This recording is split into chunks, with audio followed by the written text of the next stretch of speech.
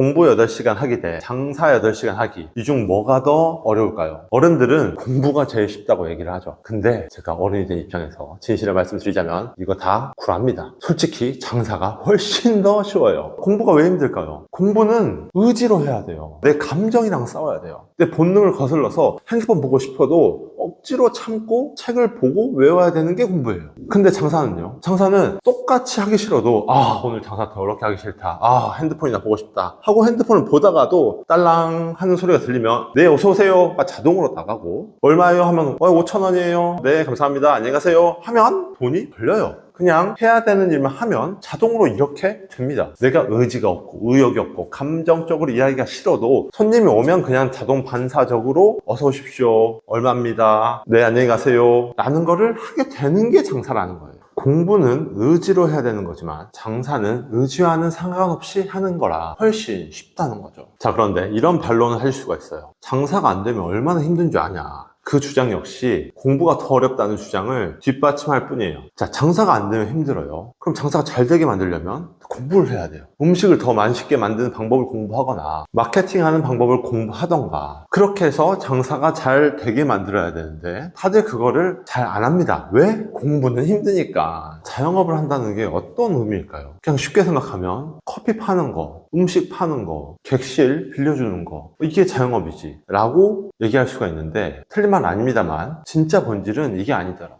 우리가 커피 한 잔 파는 걸 장사라고 할 수 있나요?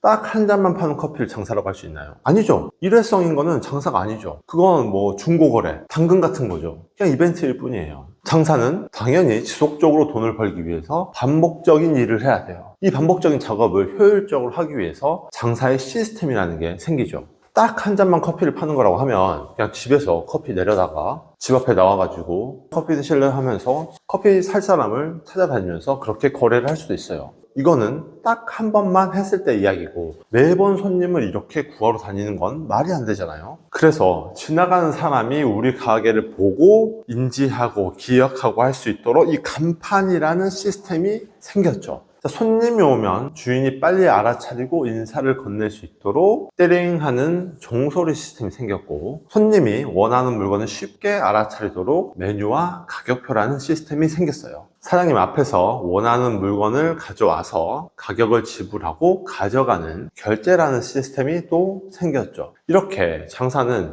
행위를 효율적으로 반복하도록 우리가 시스템이라는 걸로 발전을 시켜왔어요. 즉, 내가 마라탕집을 한다 라고 하면 마라탕을 팔아서 돈을 벌 수 있는 시스템을 가져오는 거고, 메가커피를 한다고 하면 메가커피 시스템을 가져오는 거예요. 숙박업을 한다고 하면 숙박업 시스템을 가져오는 거죠. 돈을 반복적으로 벌기 위해서 이 시스템을 가져와서 사용한다, 이게 자영업이 뜻하는 바라는 거죠. 그렇게 이 시스템을 가져옴으로써 내가 어떤 큰 의지와 의욕을 갖고 있지 않다고 하더라도 마땅히 해야 될 일을 하면 이 시스템이 알아서 돌아가서, 즉 아침에 몇 시에 출근해야 된다, 셔터 열어야 된다, 청소를 해야 된다, 전원을 켜야 된다, 이런 마땅히 해야 될 일을 하면 이 시스템이 작동을 하면서 돈을 벌어다 주게 된다라는 거죠. 여기에 어떤 엄청난 집중력과 의지가 공부와는 다르게 필요가 없습니다. 그런데 이 시스템이 작동하지 않는 순간이 오면 이게 사람을 당황하게 만들어요.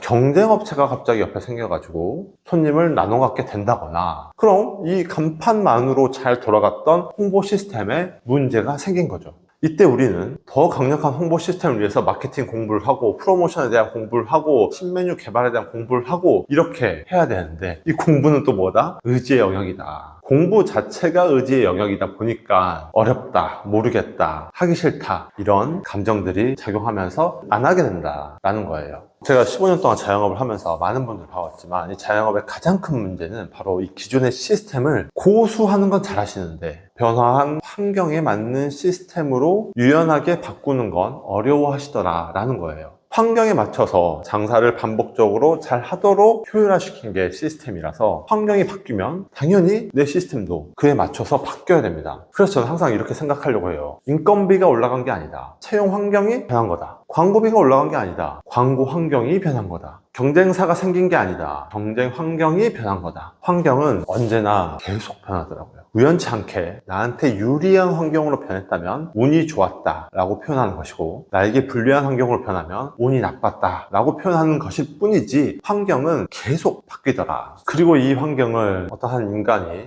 거부하거나 거스르거나 막으려고 하는 것은 사실상 불가능하다고 생각합니다. 유일한 답은 빠르게 적응하는 것 뿐이죠. 빠르게 적응한다는 건 기존에 내가 가지고 있었던 시스템을 바뀐 환경에 맞게 바꿔 나가는 것 이에요. 그동안 사업하면서 계속 환경의 변화가 있었습니다. 뭐 크게 보면 코로나라든가 금융위기라든가 트럼프가 대통령이 돼서 정세를 불안하게 만든다거나 전쟁이 일어난다거나 하면서 이 환경이 계속 변해요. 계속. 그리고 이 변한 환경은 반드시 크기의 차이일 뿐 저에게 영향을 미치더라. 자영업을 한다고 하시면 저는 이 한 가지를 꼭 기억하시면 좋겠어요. 내가 가지고 있는 지금 이 시스템, 내가 앞으로 만들 이 돈을 버는 시스템, 이건 지금만 유효한 거지 환경이 변함에 따라서 내가 계속 변화 발전시켜야 된다 라는 이 점 하나만 기억하시더라도 자영업을 하시기에 큰 도움이 되실 거라고 생각합니다. 감사합니다. 오늘도 좋은 하루 되십시오.